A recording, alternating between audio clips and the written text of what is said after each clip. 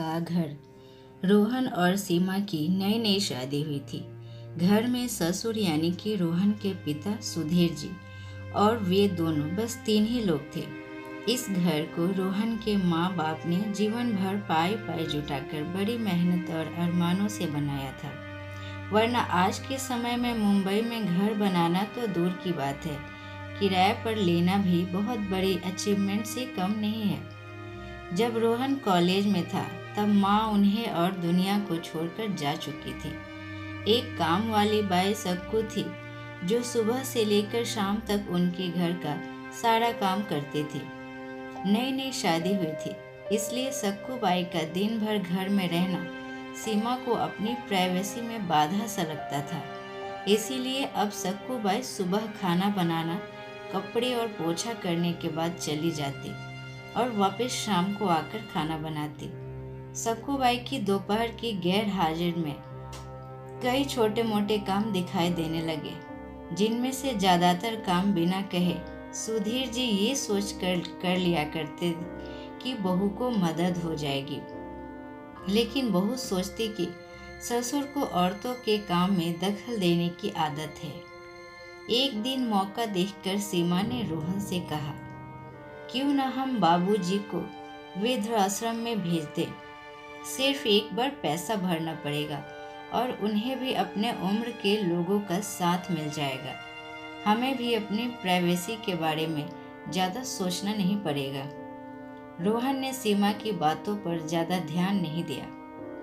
कुछ दिन ही बीते थे कि बाबूजी अपने दोस्तों के साथ एक हफ्ते के लिए टूर पर गए और इत्तेफाक से इसी दौरान सक्कू बाई भी छुट्टी पर थी। फिर क्या था, सीमा को जैसा चाहिए था वैसा समय मिलने लगा। अब रोहन रेस्टोरेंट में खाना खा लेता और सीमा घर के में ऑमलेट, ब्रेड या मैगी से काम चला लेती। खाना बनाने की टेंशन नहीं थी, लेकिन घर में निकलने वाले सारे काम तो अभी भी करने ही थे। ससुर जी की गैर हाजिरी में सीमा को एहसास हुआ कि वह कहे बिना भी जो काम कर लिया करते थे उनसे कितना फर्क पड़ता था।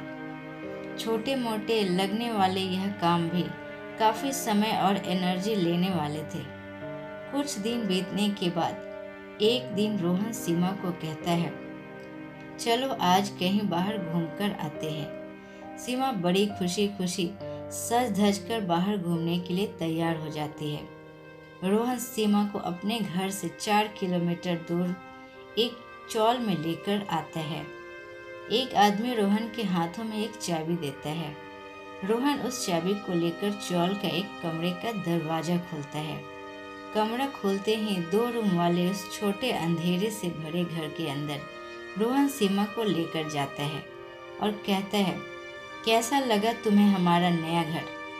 रोहन कहता है, हम अगले महीने से इसी मकान को भाड़े से लेकर रहेंगे अलग और अपनी प्राइवेसी का मजा लेंगे। अभी मेरी आमदनी के हिसाब से हम इसी को अफोर्ड कर सकते हैं। रोहन का यह व्यवहार सीमा के समझ में नहीं आया। वह चौंकते हुए कहती है, हमारे पास अपना इतना बड़ा घर तो है, फिर क्यों हम भाड़े से रहेंगे? रोहन उसे टोकते हुए कहता है, सोच समझकर बोलो, वह घर हमारा नहीं है, वह माँ बाबूजी का है। तुम्हारे पास 1 महीना है सोचने के लिए कि तुम्हें आगे क्या करना है। दोनों वहाँ से वापस अपने घर लौट आते हैं।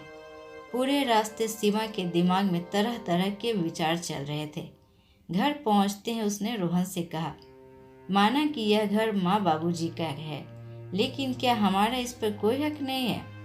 रोहन ने कहा, बिल्कुल है, लेकिन माँ बाबूजी के बाद जब तक वह है तब तक तो नहीं।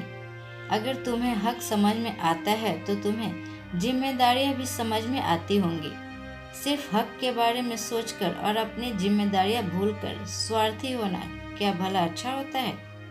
सीमा के पास रोहन के इस सवाल का कोई जवाब नहीं था। वह सोचने लगी कि उसने अपने क्षणिक सुख के स्वार्थ के लिए इतने नीचे गिरकर ऐसी घटिया सोच अपने दिमाग में आने दी। उसे मन ही मन पछतावा होने लगा। सीमा रोहन से बोली, मुझे माफ़ कर दीजिए, मैं सच में स्वार्थी हो गई थी। मुझसे बहुत बड़ी गलती हो गई। रोहन बोला, तुम्हें पछतावा हुआ, मेरे लिए यही काफ़ी है। मैं तुमसे नाराज नहीं हूँ। बेटे और बहू का यह वार्तालाप सुधीर जी दरवाजे पर खड़े होकर सुन रहे थे। उन्होंने आसमान की तरफ देखा और बोले, भगवान तुम धन्य हो जो तुमने ऐसे बेटे को जन्म दिया है। उन्होंने दरवाजा खटखटाया। बहू ने दरवाजा खोला तो उनके हाथों में पकड़ी थैली से गरम गरम समोसे की सुगंध उसको आने लगी। ससुर ने अपने बहू से कहा, वो कोने वाली हलवाई के पास से लाया हूँ, तुम्हें बहुत पसंद है ना। सीमा को अपने ससुर के प्रति विचार और ससुर के उसके प्रति प्यार, उन दोनों का फर्क समझ में आते ही उसके आंखों में पश्चाताप के आंसू और चेहरे पर अपने परिवार के प्यार के कारण मुस्कान आ गई। दोस्तों, इंसानी दिमाग में हर दिन हजारों विचार आते हैं, कुछ अच्छे कुछ बुरे, लेकिन किसी भी विचार को शब्द में परिवर्तित करने पर उनको पहले समझना बहुत जरूरी है। अक्सर विचार और वास्तविकता एक दूसरे से मेल नहीं खाते। हमारे बुजुर्ग जो हमें बोझ लगते हैं, जिनसे हम बात बात में चिढ़ जाते हैं, ऐसा इसलिए होता है क्योंकि हम स्वार्थ होकर सोचते हैं और हम उनके योगदान को समझ नहीं पाते, पर हमारे जीवन में बहुत अहम किरदार निभाते हैं। धन्यवाद।